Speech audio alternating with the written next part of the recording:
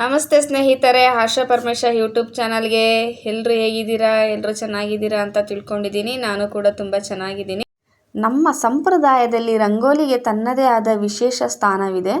ಅದರಲ್ಲೂ ಚಾತುರ್ಮಾಸದಲ್ಲಿ ಅಥವಾ ಹಬ್ಬಗಳ ದಿನಗಳಲ್ಲಿ ತುಳಸಿ ಕಟ್ಟೆ ಮುಂದೆ ಮತ್ತು ದೇವರ ಮನೆಯಲ್ಲಿ ಆನೆ ರಂಗೋಲಿ ಹಾಕುವುದರ ಮಹತ್ವ ನಿಮಗೆ ಗೊತ್ತಾ?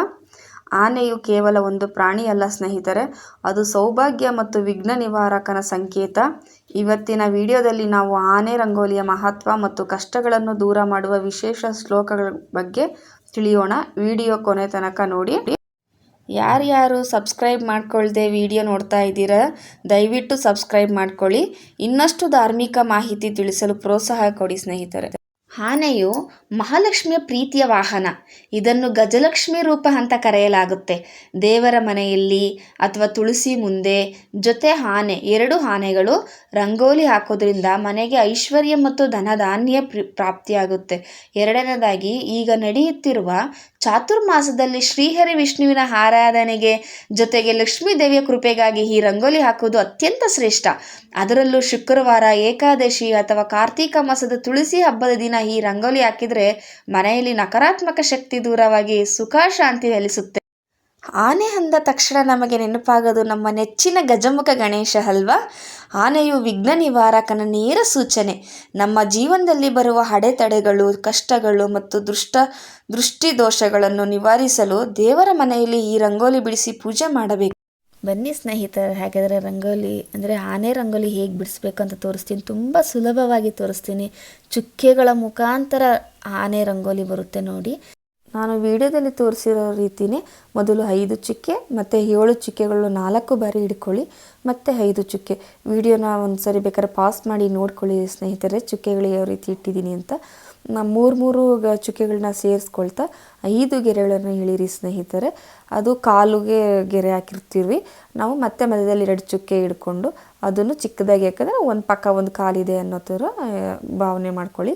ಅಲ್ಲೂ ಕರುವು ಕೊಟ್ಟು ಕೆಳಗಡೆ ಪಾದಗಳಿಗೆ ನಾವು ಆಕಾರ ಕೊಡಿ. ಅಲ್ಲಿ ಕೊಡ್ತಿದ್ದೀನಲ್ಲ ಅದೇ ರೀತಿ ಕೊಡಿ. ಮತ್ತು ಮೇಲಿಂದ 3 ಚುಕ್ಕೆ ಸೇರಿಸ್ಬಿಟ್ಟು ಕೆಳಗಡೆ ಹಿಂದೆ ಫುಲ್ಲು ಕಾಲಿಗೆ ಶೇಪ್ ಕೊಡಿ. ಅಲ್ಲಿಂದ ಮತ್ತೆ 3 ಚುಕ್ಕೆ, ಅಲ್ಲಿ ಒಂದು ಗ್ಯಾಪ್ ಕೊಡಿ. ಮತ್ತು ಅಲ್ಲಿಂದ ಕೆಳಗಡೆವರೆಗೂ ಡೌನು ಫುಲ್ ಬಂದುಬಿಡಲಿ.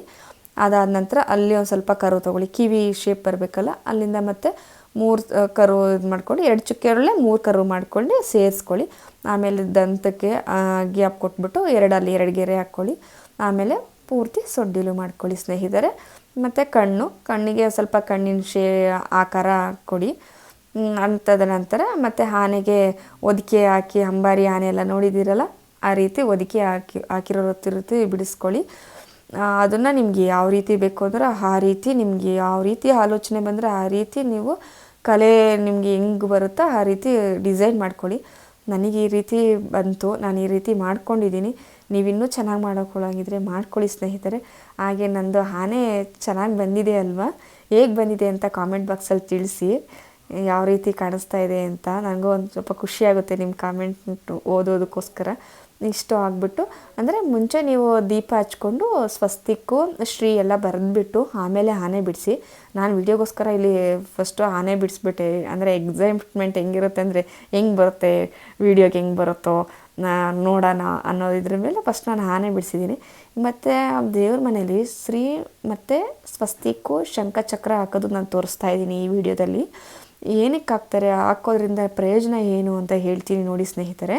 ಶ್ರೀ ಎಂದರೇನೆ ಸಾಕ್ಷಾತ್ ಮಹಾಲಕ್ಷ್ಮೀ ದೇವಿಯ ಸ್ವರೂಪ ಅಲ್ವಾ ಸ್ನೇಹಿತರೆ? ಮನೆಯ ದೇವರ ಕೋಣೆಯಲ್ಲಿ ಅಥವಾ ಮುಖ್ಯ ದ್ವಾರದ ಮೇಲೆ ಶ್ರೀ ಎಂದು ಬರೆಯುವುದರಿಂದ ಲಕ್ಷ್ಮೀ ದೇವಿ ಅನುಗ್ರಹ ಸದಾ ಇರುತ್ತದೆ. ಆರ್ಥಿಕ ಕಷ್ಟಗಳು ದೂರವಾಗಿ ಸಂಪತ್ತು ವೃದ್ಧಿಯಾಗುತ್ತದೆ. ಇದು ಅತ್ಯಂತ ಶಕ್ತಿಶಾಲಿ ಅಕ್ಷರವಾಗಿದ್ದು ಮನೆಯ ವಾತಾವರಣ ತುಂಬ ಪವಿತ್ರವಾಗಿ ಧನಾತ್ಮಕ ಶಕ್ತಿಯನ್ನು ಹೆಚ್ಚಿಸುತ್ತದೆ.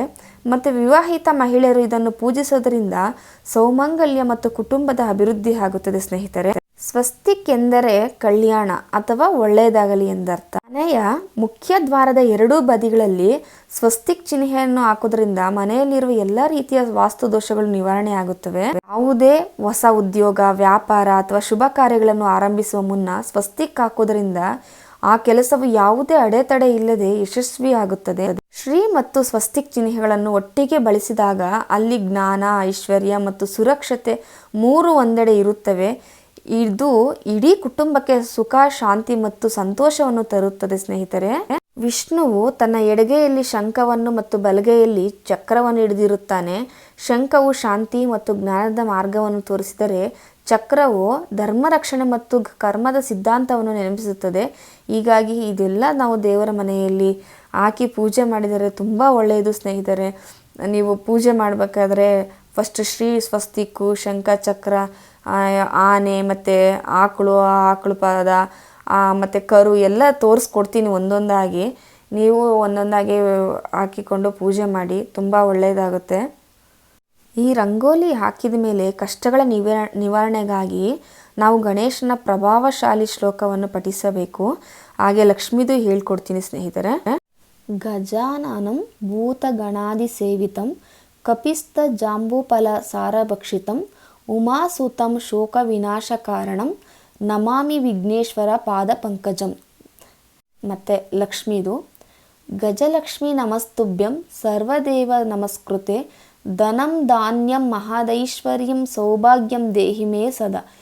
ಈ ಶ್ಲೋಕಗಳನ್ನ ಹೇಳ್ಕೊಳ್ಳಿ, ಈ ರಂಗೋಲಿ ಹಾಕಿ ಪೂಜೆ ಮಾಡ್ಕೊಳ್ಳಿ. ನೋಡಿದ್ರಲ್ಲ ಸ್ನೇಹಿತರೆ, ಮುಂದಿನ ಬಾರಿ ನೀವು ದೇವರ ಮನೆ ಅಥವಾ ತುಳಸಿ ಪೂಜೆ ಮಾಡುವಾಗ ಈ ಸುಂದರ ಆನೆ ರಂಗೋಲಿ ಹಾಕಿ ಈ ಶ್ಲೋಕಗಳನ್ನು ಭಕ್ತಿಯಿಂದ ಪಠಿಸಿ.